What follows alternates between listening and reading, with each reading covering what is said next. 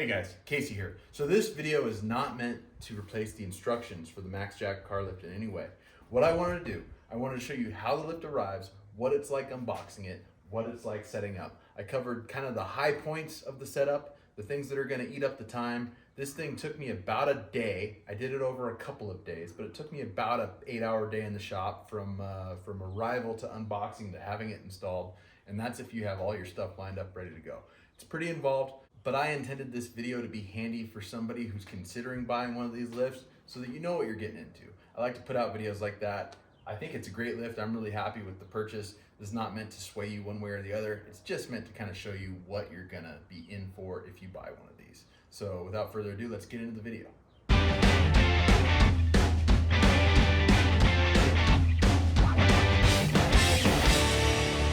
All right, so this is the Max Jack 2-post lift from BenPack. This thing is for 8-foot ceilings, lifts 7,000 pounds. And this is how it comes from Home Depot, who is evidently a BenPack dealer, and has these quite a bit less than MSRP sometimes, especially if you have a coupon. Let's go ahead and get this thing open.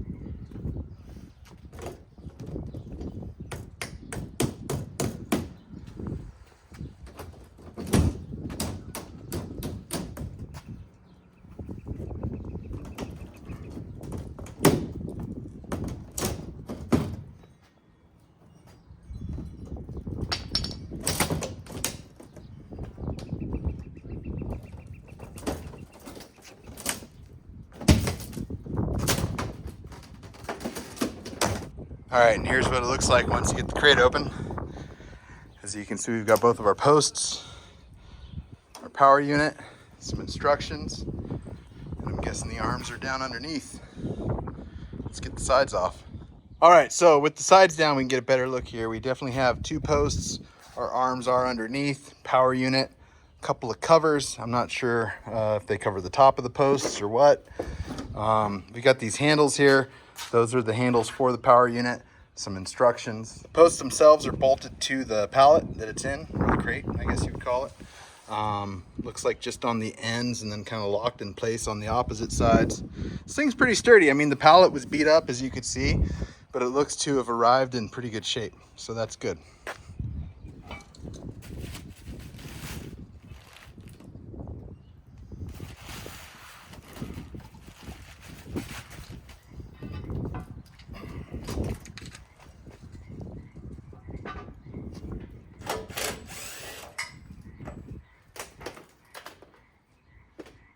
There's one bolt securing the bottom of the post to the pallet as well.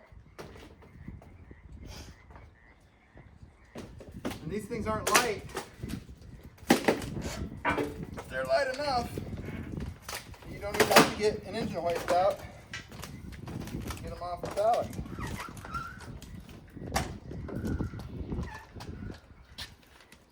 So washing them down at the edge is a little tricky.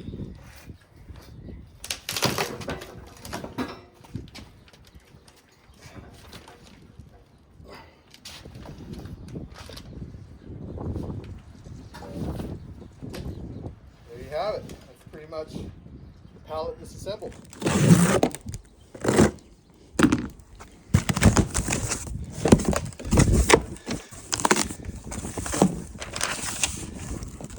All right, so we've got our wheels for the posts because they do roll. All of our hydraulic connectors and the rubber pads for the lift arms, anchor bolt kit, hydraulic fittings,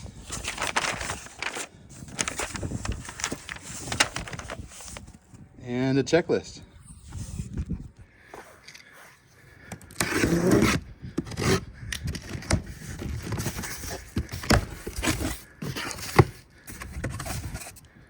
All right, and there's our power unit.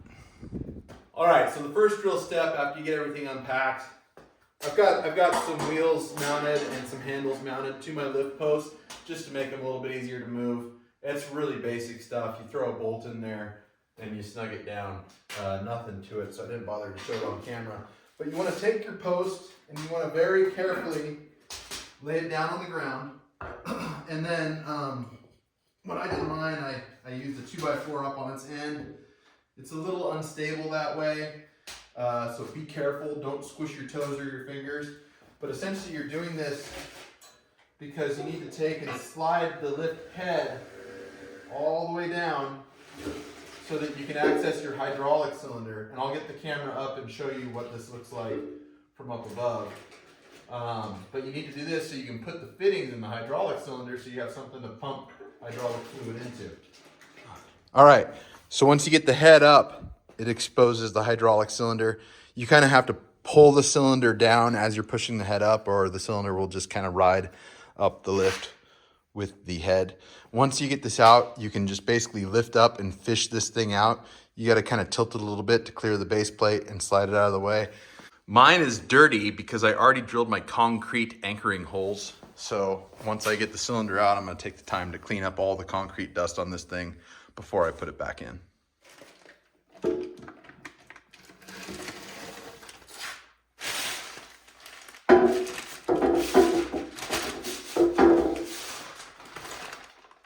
All right, so here's a little tech tip that most mechanics won't share with you.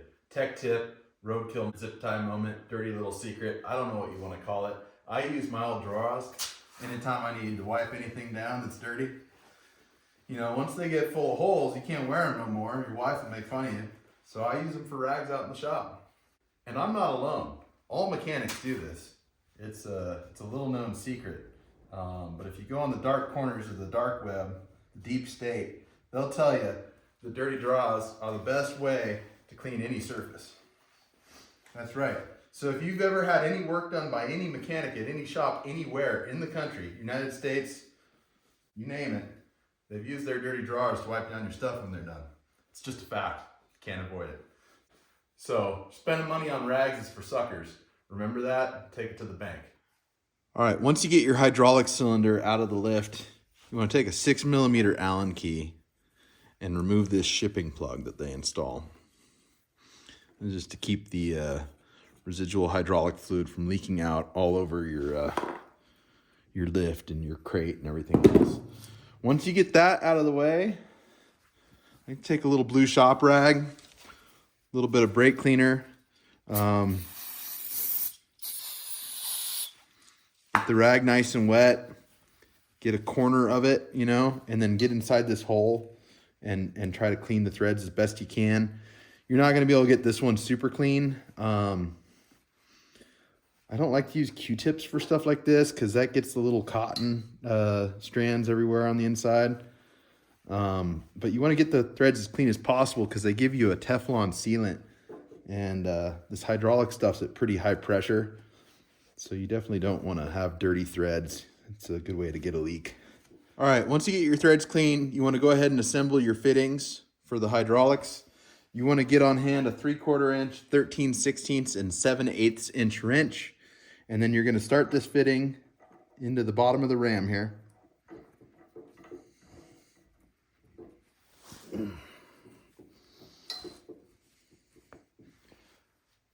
7/8 is the size for the reducer bushing. You want this thing to be clocked pointing straight up, just like that. Now I got lucky with this one and it went in pretty snug at this angle, so I feel good about that. Sometimes it's going to end up pointing the wrong direction and it's going to be pretty snug and it's going to be really tough to get it all the way a full other revolution to have it pointing the direction you want to have it, but it's going to be too loose if you don't. And that's where you want to have all 3 wrenches, because you want to be able to come in and hold your fittings and you want to tighten each one a little bit more until your fitting's pointing the correct direction. You don't want to just tighten the one that's going into the ram because that's the smallest fitting and you could end up breaking it. So you want to try to, you know, get a couple degrees out of this one, a couple degrees out of this one, a couple more out of the bottom one, so on and so forth. So have all your sizes at hand so that you can get this thing set up before the Teflon sealant starts to dry. All right, once your fittings are installed, I'm gonna go ahead, lay your ram in here, get it past the plate, start to rotate it, and then drop it into the clearance hole, just like that. And then you can go ahead and start to pull your lift head back towards the base. And you got to get the ram through both of the holes in the lift head before it'll come all the way back down.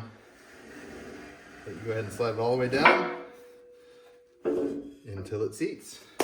Then you can tip your post back up.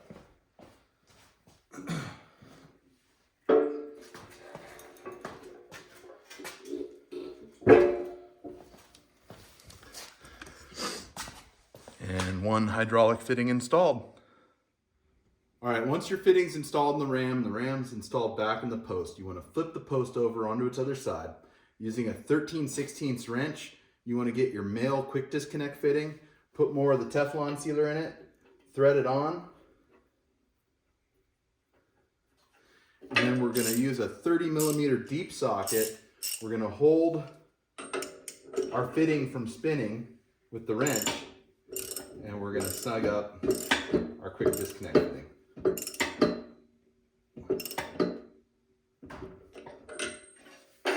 Just like that. Wipe off any grit or grime that got on the fitting from inside of your socket, and then we can put our dust cover back on. Putting this around, just like that. And now the post is ready to get installed on our anchors. All right, so heads up. At this point in the process, you need to install these little clamps. Let me show you. These little clamps go on the top of the cylinder inside of your post. These clamps were missing from my lift, and I didn't realize it until I was looking through the instructions later, so I missed it in the original install part of the video. I had to call Max Jack. They sent them right out. It was like a couple days later I got them. They didn't charge me anything. They were very apologetic. Mistakes do happen, but make sure you don't miss those clamps. All right. I'm not going to cover the anchor installation in any kind of detail. There's plenty of videos that show that process.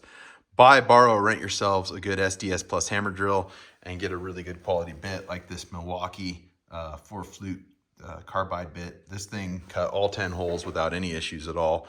Getting the anchors in is a little bit fiddly, but they give you good instructions. I used a torque wrench to do a true 90 foot-pounds as I installed them. If you only do 3 turns, you're not going to get nearly enough torque on them, and they're going to pull up a little bit when you go to torque down the posts. In my case, I was able to torque all of these on install, and then when I did my other posts, they torqued to spec without any issue at all.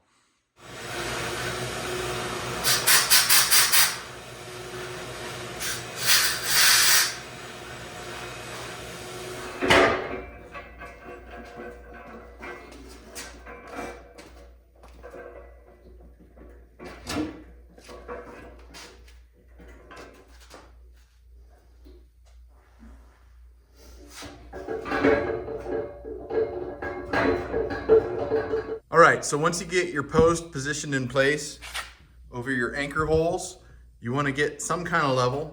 And as you can see here, I'm this way by 0.35 degrees. I'd say that's well within spec. On this side, it's 0.00, dead as can be. So, yeah,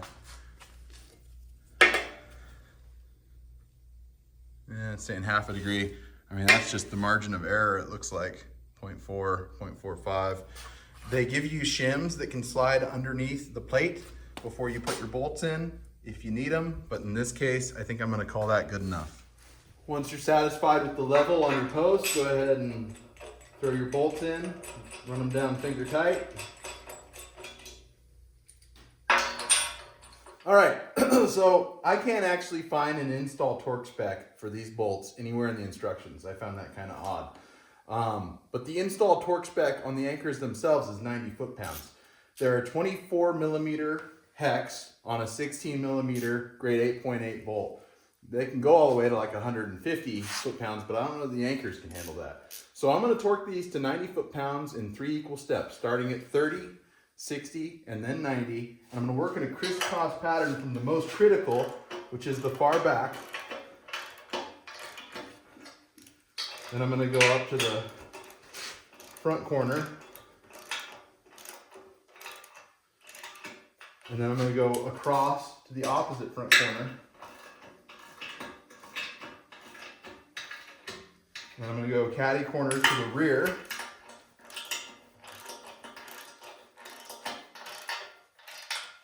And then across to the opposite rear, like that. And I'm just gonna snug them up on the first pass. Basically compress the lock washer, not actually take them up to torque. And then I'm gonna check my level one more time on the post. All right, so as you can see, the top of the post is pulled out by 0.2 degrees. Still well within the acceptable margin. And this side is tilted to almost 0.7. 0.35 on that side. So some of that is in the angle of how the post was welded itself. I'd say we're still well within the margin of error. That's back to quarter. It's changing. I think that's the error of my gauge, quite frankly. So now that I like where we're sitting, I'm gonna go ahead and take these bolts to the first step on the torque sequence, which is 30 foot-pounds. Following the same crisscross pattern that I established as I snug them up.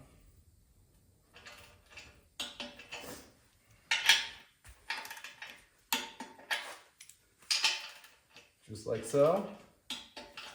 Then I'm going to go to 60.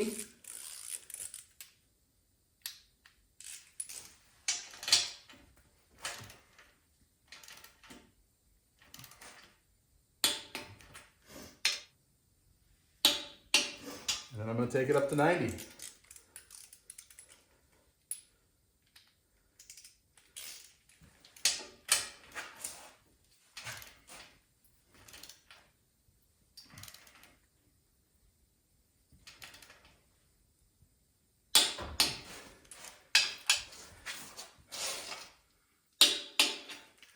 Now that I'm at 90, I'm going to go ahead, I'm going to start over and do the whole pattern again. And if I get any significant movement on any of the bolts, I'll do it a third time as well. It's about a 32nd of a turn. Barely any. Barely any. Barely any. Barely any. So that's a good sign that these anchors are set in the concrete really well. So let's should just click now. Yep.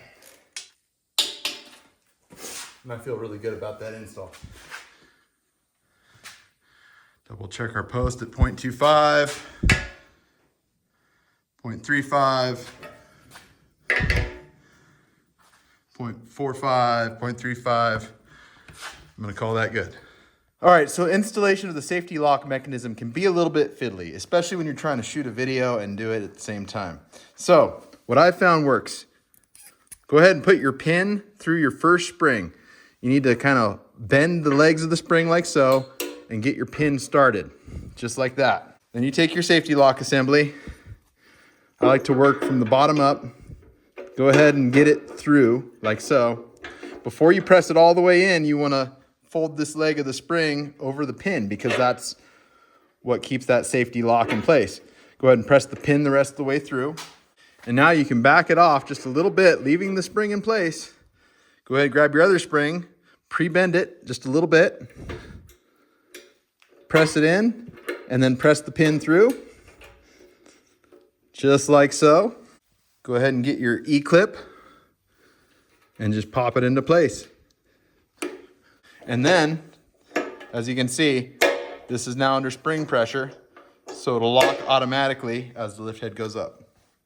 Installing the lift arms themselves is about as straightforward as can be. You've got a main pin and a safety pin, as well as the lift arm. Basically what I do, grab it 2 hands right here, slide it right in. Once you get it close, you can kind of eyeball the alignment like that, drop your pin in, and then the bottom one is a little more fiddly. Boom, there it is. And then you want to look down underneath, line up your hole, and throw your safety pin into place. Make sure it clicks twice. Your arms are installed. All right, so MaxJack says that mounting the power adapter to their little cart is a 2-man job. What I found is if you go ahead and mount the vibration damper to the power adapter first, the rubber's tight enough to hold the bolt snug, and then you can lift this thing up and slide it into those holes and then start your nuts. At least you can do that in theory. There it is.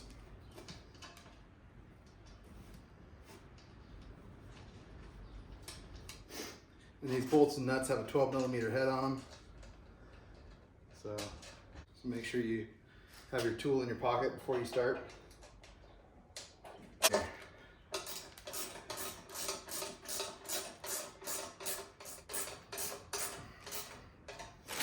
And that should be enough.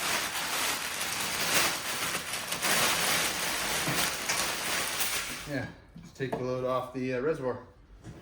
So pretty easy. All right, and next up is the flow divider. You want to look in your instructions because some of these come from the factory mislabeled.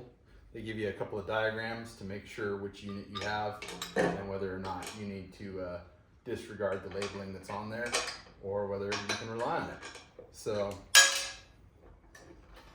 just start your bolts on this guy and then snug everything up.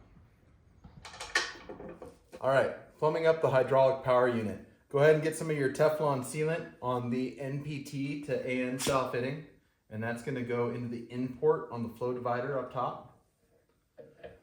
Just go ahead and start it by hand.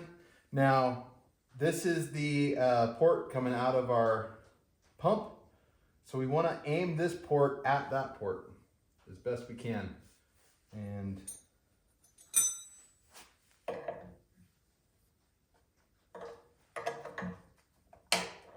all right, here we go.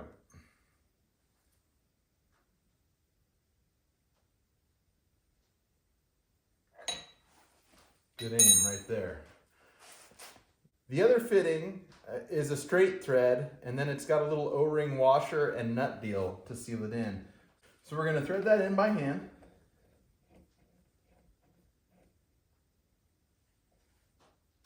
Get it clocked where we want it. Right about like that. And then we're going to go ahead and run our nut down. It's a 19mm nut. And without letting the fitting spin, we're going to go ahead and snug down this nut. And I don't think it has to be crazy tight, just snug. It's just an O-ring seal. But we want it to look about like that when it's all said and done. We can get that maybe a little bit closer of an aim. There it is. And last but not least, we can install our hydraulic line.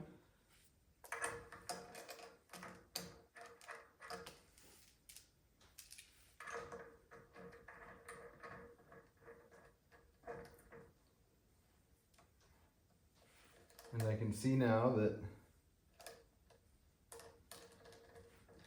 the way I laid my fittings out is actually going to bite me.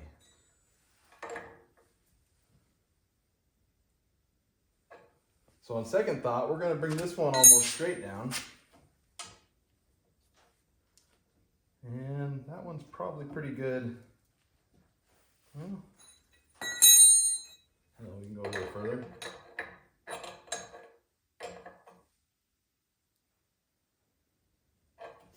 There we go. Nice, gentle bend. Go ahead and snug this nut back down.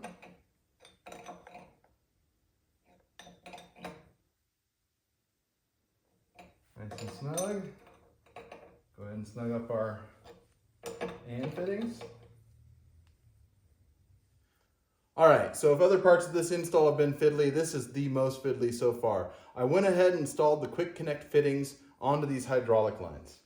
Now, it's always hard to spin a non-swivel hose with an MPT fitting into a stationary object. So what I try to do is I try to get all twisted up here. And of course, I've cleaned my internal threads on this flow divider. So let's line it up. Let's do it like this.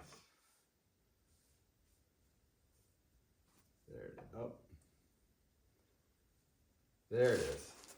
All right, so once you get the hose started, just take your whole coil of hose and just kind of loop it around itself like so. And then once you get a couple of turns, grab your 3/4 wrench and start snugging it up.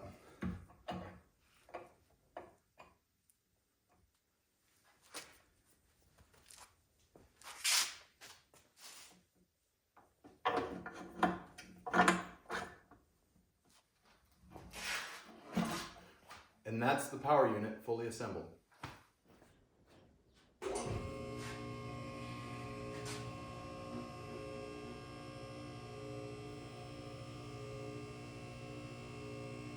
Alright, so I know this part of the video is about as exciting as watching paint dry, but I wanted to show the lift lifting a car all the way to full height at real speed. And this lift is a little bit slower than your average full-size commercial lift, but it does get the car up there pretty quick. So I wanted to leave this in its entirety to show you how long it takes to get all the way up to the top.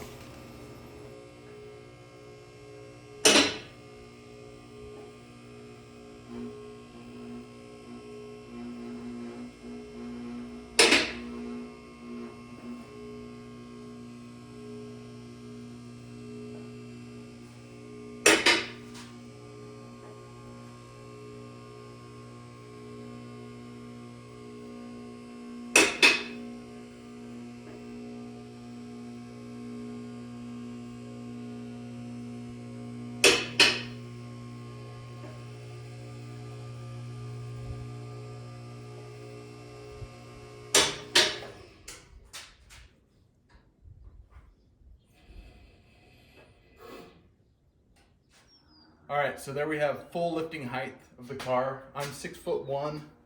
The top of the radiator support's about level with my head.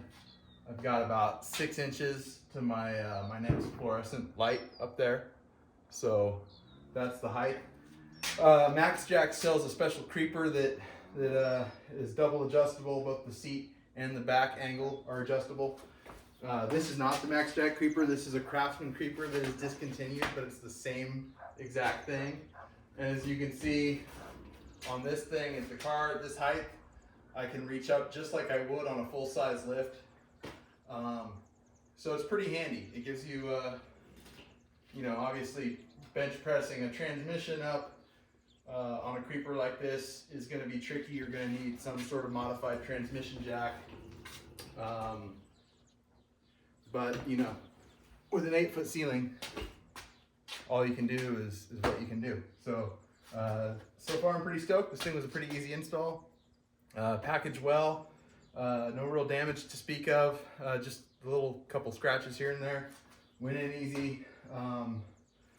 This is not meant to replace the instructions for this thing, so do follow the instructions. There's lots of little details that I omitted in the video, but what I wanted to do is just give a good idea of what is involved, how it shows up, what you get, how to unpack it, and how it goes together.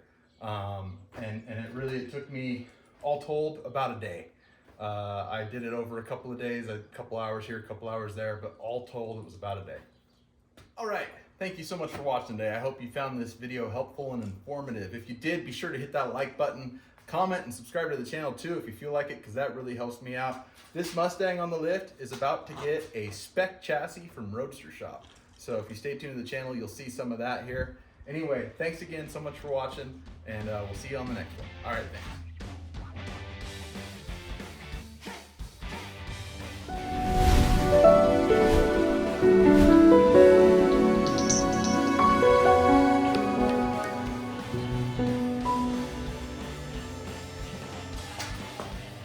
This old girl's getting dirty raw wipe down.